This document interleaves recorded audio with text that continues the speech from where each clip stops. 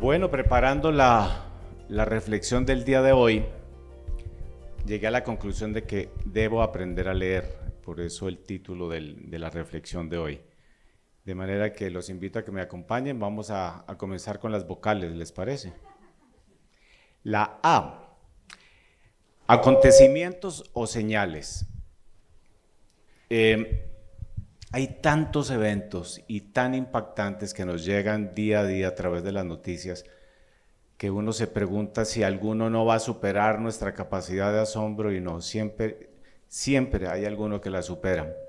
Y llega uno a pensar si son hechos aislados o si tienen que ver con un panorama general que ya ha sido tratado con anterioridad. Y es que hay demasiados elementos, la relatividad moral, la violencia que hay entre las parejas, dentro de la familia, en las naciones, pues nos hacen pensar que todos estos elementos tienen que tener quizás algo en común, un punto de encuentro, la intersección. Catástrofes, hambrunas, pandemias, no son hechos aislados, tienen que tener alguna forma de unirse. Jesús advierte en Mateo 24:33. Cuando veáis estas cosas, conoced que está cerca a las puertas. Por estas razones que debo aprender a leer, no es algo opcional. Creo que todo cristiano debe estar comprometido con este propósito de aprender a leer los tiempos. Lucas 12:54, en el que Jesús dice a la gente: cuando ustedes ven que las nubes se levantan por occidente, dicen que va a llover, y así sucede. Qué palabra tan dura la que sigue a continuación. Hipócritas. Si saben interpretar tan bien el aspecto del cielo y de la tierra, ¿cómo es que no saben interpretar el tiempo en que viven? Esto es mandatorio. Debemos aprender a leer los tiempos. Si podemos leer o interpretar si la nube oscura representa lluvia, también debemos saber si los tiempos indican que hay un reloj profético avanzando. Cada señal es un código secreto de Dios. Utiliza circunstancias, utiliza personas, utiliza la naturaleza, utiliza hasta la maldad humana para indicarnos que hay una alerta naranja o roja, dependiendo de la cercanía que estemos a los sucesos que está tratando de advertirnos el Señor. Estamos llamados a ser vigías, definitivamente. Voy a leerles un versículo en Primera de Crónicas que lo amplía muchísimo más. Es Primera de Crónicas 12:32 y dice que sabían entender, refiriéndose a los hijos de Isaacar, sabían entender los tiempos para saber lo que Israel debía hacer. La segunda vocal, ¿cuál es? La B, la E. La primera, acontecimientos o señales. La E, ecos proféticos. Amós 3:7 dice algo bien interesante. Dice: porque no hará nada Jehová el Señor sin que revele su secreto a sus siervos los profetas. Cuando Jesús habló de los últimos tiempos en Mateo 24, en Marcos 13, en Lucas 21, no dejó espacio para confusiones. Él dijo claramente que habría señales visibles que servirían como un eco profético para lo que habría de venir. Hoy los titulares de prensa, los noticieros nos recuerdan que hay esos ecos proféticos sonando permanentemente delante de nosotros. María Isabel, la tercera vocal, por favor. Muy bien, muy bien. Vamos a darle un premio a María Isabel. Se acabaron los tiquetes a Miami, ¿verdad? Lástima. Bueno, la I tiene que ver con Israel en el centro de las señales. Israel es una nación milagro. No existía Israel hasta el año 1948, cuando fue nombrada nación entre las naciones. Antes de eso, han tratado de desaparecerla de la faz de la tierra. Esto no comprueba, sino que es una batalla espiritual en la que estamos inmersos. Israel tiene que desaparecer en esa batalla. Israel es el enemigo para el enemigo porque es el pueblo elegido de Dios. No vamos a entrar en detalles de política y si está bien o no lo que se está haciendo, pero lo que tenemos que pensar es que a lo largo de la historia, imperios, naciones, ideologías, incluso terroristas, han atentado para borrar a Israel de sobre la faz de la tierra. Egipto, Persia, Asiria, Roma, Grecia, Babilonia, son imperios que han querido hacer lo que acabamos de mencionar. De la misma manera, ideologías como el paganismo, el cristianismo medieval, el islamismo radical, el nazismo incluso, y como mencionamos, el terrorismo, movimientos como Hamas, Hezbollah, la yihad islámica, no tienen otro propósito distinto y con eso educan a sus niños también en que deben hacer desaparecer del mapa a Israel. Por eso cuando anunciaba hace unos minutos el trabajar en los niños es importantísimo porque el enemigo está trabajando en ellos, nosotros tenemos la obligación de hacerlo también. Israel es entonces un completo milagro, fue esparcido después del año 70 y hoy es nación entre las naciones. Y de hecho Salmo 83 lo dice con total claridad, Salmo 83:4 dice: han dicho venid y destruyámoslos para que no sea nación y no haya más memoria del nombre de Israel. Pero en Jeremías 31 Dios dice otra cosa, dice en su promesa que Israel nunca dejará de ser pueblo dentro de las naciones. La siguiente vocal, A, ¿cuál era? Acontecimientos y señales, ecos proféticos y Israel en medio de los acontecimientos, y la O, oirán de guerras y de rumores de guerra. En Mateo 24:6 dice: oirán de guerras y de rumores de guerras, pero no se turben, porque es necesario que todo esto acontezca, pero aún no es el fin. En los últimos años hemos visto guerras y rumores de guerra. En este mismo momento Rusia sigue peleando con Ucrania, hay tensiones en la OTAN, hay tensiones en el Asia Menor, hay tensiones en Israel, por supuesto, no solamente con Hezbollah o con Hamas, sino que también están involucrados Siria, Irán. Los enemigos están rodeando a Israel, como lo predecía los hutíes. Tienes razón, muchas gracias. Ok, y la semana pasada estuvo Corea del Norte reunida con China y con Rusia. Imagínense el eje tan espectacular que se está formando. En Zacarías 12, del 2 al 3, dice: he aquí yo pongo a Jerusalén por copa que hará temblar a todos los pueblos alrededor. Literal. Parece que estos versículos hubieran sido escritos ayer para el noticiero de mañana. Es impresionante cómo se insertan en la cotidianidad. No cabe duda de que el reloj profético avanza y todos sabemos que existe una historia final descrita claramente en la Biblia. Y la última vocal, a ver si al fin aprendí a leer, era la U, urgencias que confluyen. Lucas 21:11 nos advierte que habrá grandes terremotos en diferentes lugares, hambres y pestilencias. ¿Ustedes han vivido algo parecido al COVID-19 antes del 2020? Ninguno de nosotros. Ninguno de nosotros ha vivido algo que ocupe a toda la tierra y que sea tan amenazante, que haya cobrado tantas víctimas como lo hizo el COVID. No hemos visto ninguno de nosotros algo igual. Clima completamente trastocado, desastres naturales. Romanos 8:22 dice: toda la creación gime a una y aún está con dolores de parto hasta ahora, nuevamente como si fuera parte del noticiero.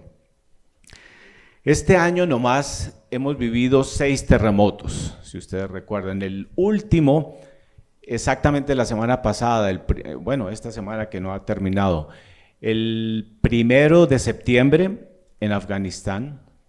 Hubo 2 en el mes de julio, el uno en Rusia y el otro en Chile, el 29 y el 23. Hubo uno aquí en Colombia precisamente el 8 de junio. A mí me sorprendió con Morita en Bogotá, y mientras corría de mi habitación a la habitación de mi papá, o corríamos los dos para ver cómo estaba él y cómo procurábamos sacarlo, teníamos que cogernos de las paredes porque fue algo realmente muy, muy duro. Yo no recuerdo haber visto o haber sentido algo tan duro como fue ese terremoto del 8 de junio. Llegamos donde... sí, en tierra no sé qué cosa. Bueno, me corchaste, hazme una más fácil a ver si la... Ok. Los avances tecnológicos es otra urgencia que confluye, y es urgencia porque los avances tecnológicos tienen que ir paralelo con todos estos eventos porque tienen que ver con Apocalipsis 13 que veremos más adelante.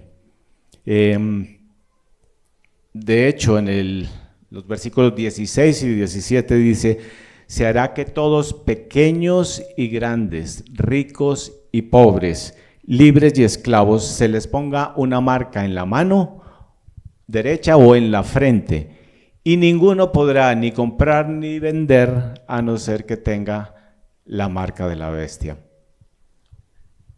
No puede ser casualidad. Todos estos elementos reunidos tienen que enseñarnos que debemos aprender a leer los tiempos.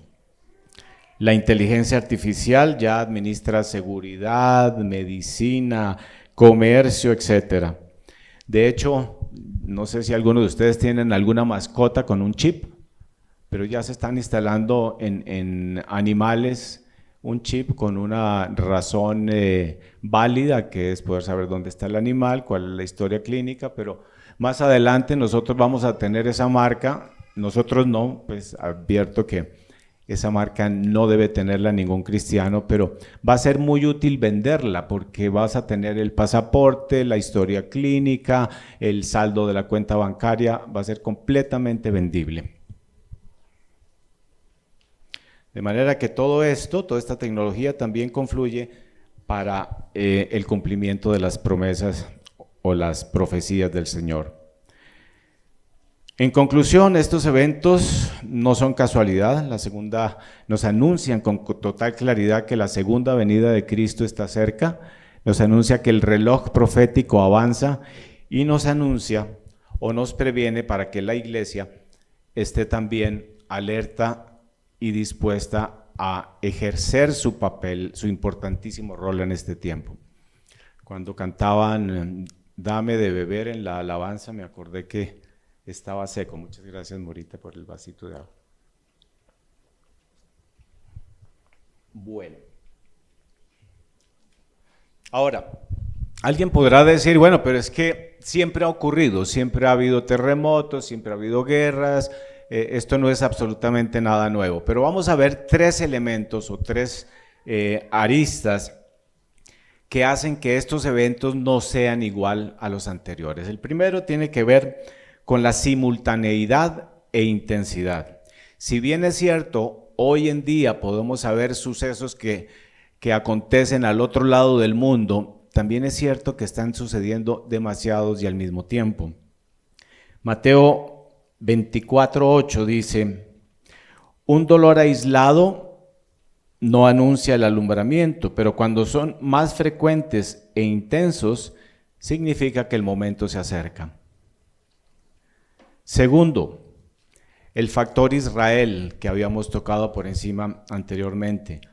Ninguna generación antes de la nuestra había podido tener a Israel en el centro de los eventos, en el centro de los acontecimientos mundiales como en este momento. Y la razón es muy simple. En el año 70 después de Cristo, los romanos destruyeron a Israel, destruyeron a Jerusalén. Después de eso, hasta el año 1948, como habíamos mencionado ahora, estuvo la diáspora judía por todo el mundo y no había una nación de Israel. En otras palabras, no había la menor posibilidad de que se cumplieran las profecías de Apocalipsis simple y llanamente porque no existía Israel. Hoy en día, después del año 48, los sucesos se unen a este elemento importantísimo que es Jerusalén en el centro de los conflictos. Lucas 21-24 dice, tengo corriendo a Cristian con los versículos, gracias Cristian. Dice, Jerusalén estaría en manos de los gentiles hasta que los tiempos se cumplieran. Hoy vemos a Israel precisamente en el centro de los acontecimientos. Y tercero, elemento que es sine qua non de esta época, es el avance hacia un sistema global. Nunca en la historia habíamos estado tan interconectados económica, política y tecnológicamente. Yo no sé si a ustedes les pasa que a veces uno está hablando de, no sé, medias pantalones, no es un tema que yo toque con mucha frecuencia, pero se me ocurrió ese, o una pistola neumática o lo que sea. Después de unas horas empiezan a llegarte a tu teléfono una serie de información de venta de pistolas neumáticas. ¿Les ha pasado? Qué susto, ahora sí peor, ahora estoy absolutamente convencido que hay algo que nos están escuchando, que estamos perfectamente perfilados. Cuando yo hago alguna investigación en inteligencia artificial, hago una serie de preguntas y muy encantado con la respuesta, les comentaba a mis hijos y mis hijos me decían algo bien interesante, me decían, te están perfilando. Cuando tú preguntas por A, en la base de datos aparece que tú eres proclive al tema A o al B o al que sea. De manera que no solamente nos pueden ubicar fácilmente a través de nuestros teléfonos celulares hoy en día, sino que además ya estamos perfectamente perfilados. Y a medida que avance la tecnología, muchísimo más. ¿Alguno de ustedes ha buscado su nombre en Google? No, no lo hagan porque se asustan. La cantidad de información que ya tiene Google sobre nosotros es increíble. En conclusión, lo que hace únicas estas señales no solamente es que existan y confluyan, sino que se unen como piezas de un rompecabezas. Por eso es que tenemos que aprender a leer, porque podemos estar simplemente distraídos, dispersos, pensando que toda noticia es la noticia del día y que mañana será otra, y no las conectamos como una sola pieza de este rompecabezas inmenso. Ahora la pregunta es, ¿y la iglesia qué? ¿Qué papel tiene que ver la iglesia en todo este elemento, en todos estos eventos que suceden a nivel global? En Apocalipsis 2 y 3, Jesús 2000 años antes, 2000 años antes, más o menos, escribió 7 cartas, que muchos de ustedes conocen, estoy seguro, las 7 cartas a las 7 iglesias de Apocalipsis. Esas cartas tienen una objeción a cada iglesia, a cada uno le echa flores, pero tengo contra ti tal cosa. Y son 7 objeciones que quiero que repasemos en la perspectiva de la iglesia primero y posteriormente en la perspectiva de nosotros como células de esa iglesia. Porque si una sociedad es una sociedad idólatra, es porque cada uno de los miembros de esa iglesia son idólatras o han permitido la idolatría. Entonces, en la perspectiva de iglesia, pero también en la perspectiva personal, quiero que repasemos qué es lo que se le dice a cada una de las iglesias. La primera es Éfeso, activismo sin amor. Jesús dice a esa iglesia, tengo muchas cosas a favor tuyo, pero has dejado el primer amor. Y para entender mejor este concepto, voy a hacer lo que hacía Jesús, porque Jesús utilizaba parábolas, ¿no?, de cosas sencillas para aplicarlas a principios espirituales. Entonces voy a utilizar la parábola de mi matrimonio, con el permiso de mi morita, para explicar qué es lo que es el primer amor, porque dejaste el primer amor, es un poco etéreo, pero cuando tú piensas y Morita, todos tienen que saberlo algún día, de manera que este sea el día. Cuando tú piensas cómo comenzó tu relación de amor, seguramente que puedes concluir que hubo muchísimo de corazón y muy poca de razón. Después, con el tiempo, ya hay corazón, razón, argumentos, agradecimiento, valoración de la otra persona, pero todo comenzó con el primer amor, que es ¿cómo? Mucho corazón, pocos argumentos. Y es que con Dios empezamos a pensar con la razón cuando se nos presenta un problema. Pero el verdadero amor, el primer amor, no cuestiona, no duda, no se opone, solo ama. Basta leer 1 Corintios 13 para darnos cuenta cuál es ese primer amor y poderlo poner frente a nuestra actitud, frente al Señor, a ver si seguimos haciendo eso o al menor problema económico, de salud o de lo que sea, empezamos a dudar y a perder el primer amor, que es solo corazón y no cuestiona, ni duda, ni objeta. ¿Quién se presta como voluntario para el test del primer amor? ¿Veo manos? ¿Por el tiquete a Miami? Bueno, Cristian, voluntario. Ok, cuando sientes un profundo dolor, ¿entregas? Son 5 preguntas. Si pasa las 5, te ganas el tiquete a Miami cuando haya. Ahora no hay. Entonces, cuando tienes un profundo dolor, ¿le puedes entregar a Dios ese dolor? Listo, 1 de 5. Ustedes me van a ayudar a contar. En los momentos difíciles, ¿descansas en Dios? No siempre, 1,5 le ponemos. Ok. ¿En momentos felices agradeces? 2,5. ¿Frente a su creación admiras? Va bien, ¿no? 3,5. ¿Y frente al futuro confías? Y no tenemos tiquete. Te felicito, Cristian. Creo que es importante saber que sí podemos medir nuestra manera de confiar en Dios y sobre todo en los momentos difíciles, en el simple hecho de contemplar la naturaleza y saber si le respondemos a Dios con nuestro corazón ante tanta belleza que pone delante de nosotros. Y es que cuando hablamos también de la siguiente iglesia, que es Esmirna, que es la iglesia de la fidelidad en medio de la persecución, pensaba, bueno, hay muchos países en donde sí hay persecución religiosa, en Asia, en África, pero nosotros en Colombia realmente no hemos tenido persecución religiosa, persecución por causa de nuestra fe. Sin embargo, cuando nos persiguen los problemas, que esos también saben correr, a veces más que nosotros, cuando nos persigue un problema económico, un problema financiero, un problema de salud, una separación, empezamos a dudar y ya nuestra fe empieza a perderse y desaparece nuestra confianza. Entonces, piensen en el siguiente concepto. Si ante una persecución de estos elementos que hemos dicho son válidos para entregárselos al Señor, porque Él dice, háganlo, ustedes y yo, me pregunto en primera persona, ¿estaré preparado para defender mi fe cuando tenga que optar entre la vida o la muerte en defensa de mi fe? ¿Mi fe será suficiente para ofrecer mi vida sin dudarlo? No sé. No sé qué haría, pero creo que la demanda es importante para tenerla en cuenta.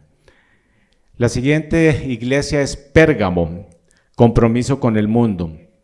Iglesia que vive en medio de la adoración a las imágenes y tolerancia a las falsas enseñanzas. En Colombia, nuestra cultura nos permite ver imágenes en todas partes. Tenemos imágenes en mi conjunto, hay varias imágenes a lo largo enfrente de las casas, a veces en los bancos ve uno imágenes, en las casas suele haber imágenes, y hemos llegado a pensar que no son idolatría. Pero la verdad es que hay muchos ídolos que nosotros nos formamos en diferentes circunstancias. A veces el ídolo es una persona, el ídolo es un equipo de fútbol, el ídolo es, qué sé yo, una propiedad de bien.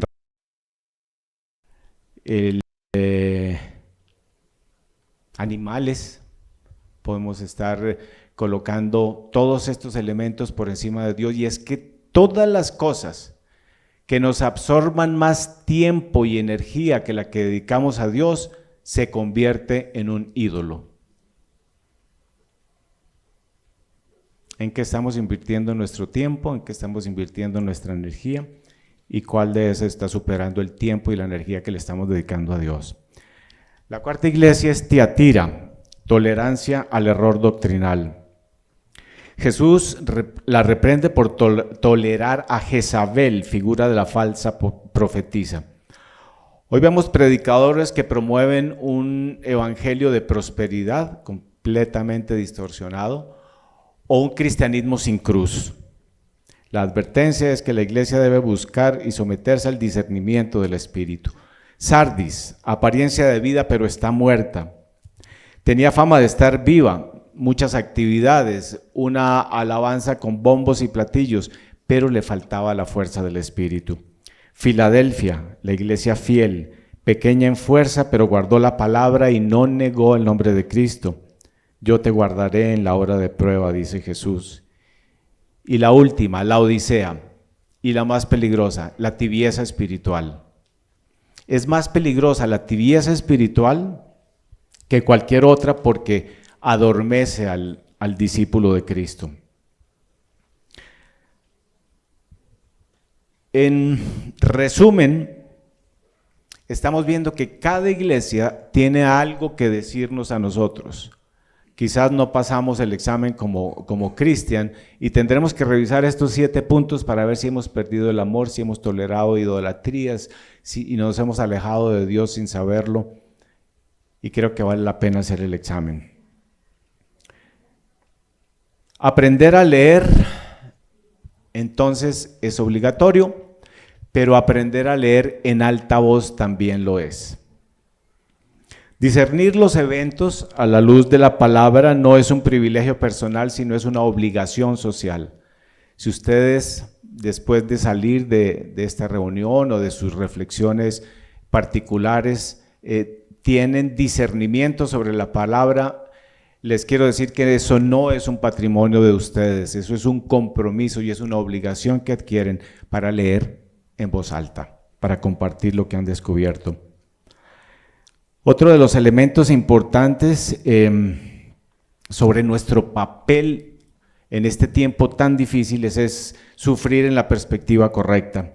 Jesús dijo en Juan 15:20, si a mí me han perseguido, también a vosotros os perseguirán. Esto sí es totalmente claro. Persiguieron al Maestro, persiguieron al ungido, al Hijo de Dios. ¿No nos irán a perseguir a nosotros? Pues está advertido acá en Juan 15:20. Nos van a perseguir. Y no solamente nos van a perseguir por nuestra fe, sino como hemos dicho anteriormente, nos van a perseguir también enfermedades y crisis que eventualmente nos pueden hacer dudar de nuestra relación con el Señor. Efesios 2:20 dice, porque somos hechura suya, creados en Cristo Jesús para buenas obras, las cuales Él creó con anticipación para que andemos en ellas. Y eso tiene que ver con el último o la última recomendación de qué es lo que un cristiano debe hacer inserto en una sociedad que está a tal nivel de descomposición. ¿Saben cuál es el requisito? El último requisito que les traía está en Primera de Pedro 1, del 15 al 16. ¿Alguien quiere leerlo para que cambiemos un poquito el tono de la voz?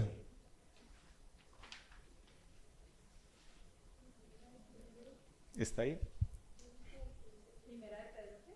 Primera de Pedro 1, del 15 al 16. Por favor. Dice, pero ahora sean santos en todo lo que hagan, tal como Dios, quien los eligió, es santo. Pues las Escrituras dicen, sean santos porque yo soy santo. Esa es la más fácil, ¿no? Sean santos. ¿Alguien aquí es santo?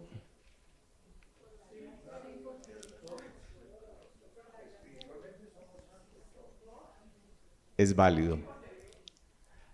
Es válido. Santo quiere decir elegido. Yo creí que yo creí que la única santa era mi Morita porque ella es santanderiana.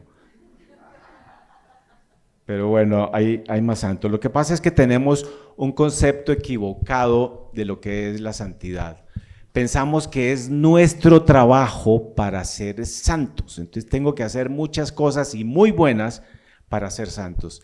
La verdad es que, como dice este versículo de Efesios que acabamos de leer, somos hechura suya, creados en Cristo Jesús para buenas obras, las cuales Él creó de antemano para que andemos en ellas. O sea que no debemos andar en nuestra santidad, sino en la suya. Lo que tenemos que hacer es lo que decía Juan el Bautista, es necesario que yo mengüe para que Él crezca. Entonces no hagamos fuerza por ser santos, seamos santos porque dejamos de ser pecadores, dejamos de ser rebeldes, dejamos de ser contrarios a lo que la palabra de Dios nos dice en todo momento. Para terminar, ya sabiendo que existen muchas señales evidentes de que se acerca tiempos difíciles, sabiendo que la iglesia tiene un propósito específico y sabiendo que nosotros como parte de esa iglesia también requerimos estar alertas y trabajar en nuestra propia santidad, para utilizar el último de los requisitos, podríamos decir que solo faltan algunas señales. Voy a mencionar solamente 3 de las señales que la Biblia tiene para saber que ya se acerca la segunda venida de Cristo. La primera señal es la predicación en todo el mundo. Jesús dijo en Mateo 24:14, y será predicado este evangelio del reino en todo el mundo, para testimonio a todas las naciones, y entonces vendrá el fin. Hoy, gracias al internet, a los satélites, a la transmisión en directo a través de las redes sociales, la Biblia, en aplicaciones en el teléfono, pues el evangelio ha llegado a sitios donde nunca antes había llegado. Sin embargo, todavía hay algunos sitios, etnias, donde todavía no ha llegado. Pero yo quisiera que no nos fuéramos tan lejos para dejarle el trabajo solo a los misioneros y pensemos en el vecino del 402. Pensemos en mi tía Amelia. Pensemos en aquellas personas que están cerca a nosotros y que han oído quizás mucho de religión, pero han oído poco de salvación. De manera que eso de que debe llegar el mensaje del evangelio a todas las naciones y a todos los pueblos es parte también de nuestro compromiso actual. Y bueno, una de las señales que aún faltan es el gobierno mundial. ¿Se acuerdan que leímos pues que Apocalipsis 13 describía que no se podía comprar ni vender si no hubiera la marca de la bestia? Bueno, Daniel 7 y 2 Tesalonicenses 2 describen al hombre de pecado. Ese hombre de pecado todavía no ha aparecido.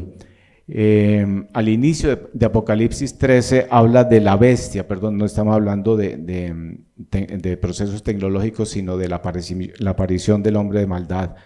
En Apocalipsis 13 habla de la bestia que tendrá autoridad sobre toda lengua o nación. Y en Daniel 7, como decía, ahora aparece el término el hombre de pecado. Hoy el mundo está más interconectado, pero todavía no se ha manifestado con total claridad quién podrá ser ese hombre de pecado que unifique voluntariamente a todas las naciones en nombre de la seguridad mundial, de la economía mundial, de proteger la naturaleza, etcétera, etcétera. Y la tercera y última señal que quiero que tengamos en cuenta es la aparición del tercer templo. Ha habido 2 templos en Jerusalén, los 2 han sido destruidos, y en la explanada de las mezquitas existe un templo musulmán y un islámico.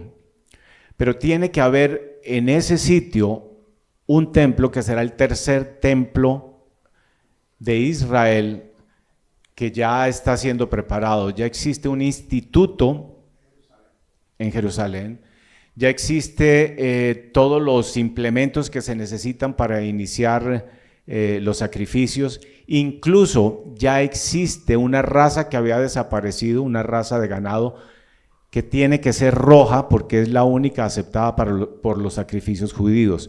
Entonces todos estos elementos se están juntando, pero todavía no ha habido con claridad la reconstrucción del templo. El pensar ahora que hay bombardeos sobre Jerusalén le hace uno pensar, bueno, si será el momento en que una bomba de estas desaparezca las mezquitas existentes y empiece la reconstrucción del templo, no lo sé.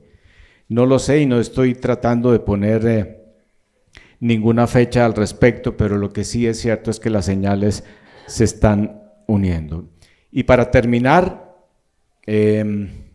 ya podemos darle un codazo al de al lado que está dormido para que escuche esta última recomendación. No sabemos ni el día ni la hora, pero lo que sí sabemos es que está adelantándose el reloj profético. El sentimiento correcto, ¿cuál debería ser entonces ante todo lo que se avecina?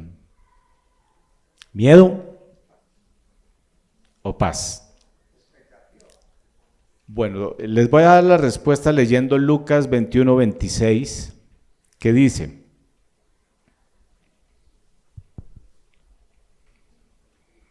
este sí quisiera que lo leyéramos. ¿Lo tienes ahí? Bueno, yo leo el 26 y tú dejas el 28. Ok, Lucas 21:26 habla de hombres que desfallecerán de terror al ver lo que viene sobre el mundo. Pero después sigue el 28. ¿Y en el 28 qué dice?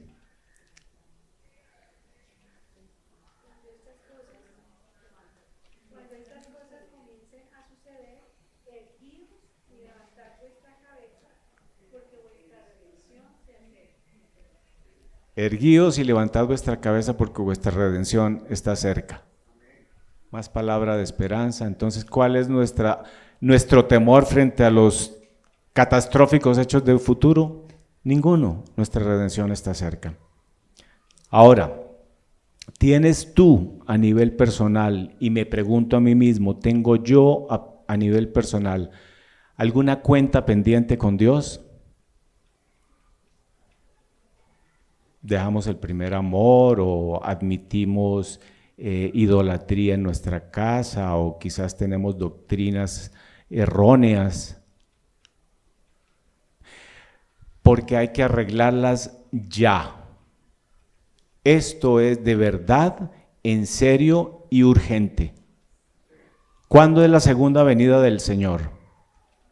Para algunos, el día de su muerte, el día en que Dios diga: se acabaron tus días y te llevo al reposo. La palabra dice que ellos dormirán y que en la segunda venida de Cristo ellos resucitarán primero. De manera que para muchos de los que estamos aquí, o algunos pocos, la segunda venida de Cristo puede ser mañana, puede ser esta tarde en un accidente, puede ser en un mes por una enfermedad. Algunos, con mayor suerte, esperaremos al momento en que lo veamos aparecer en las nubes, viniendo como el león de Judá, como el juez justo. Pero esto es urgente, en serio y de verdad, lo dice la palabra de Dios.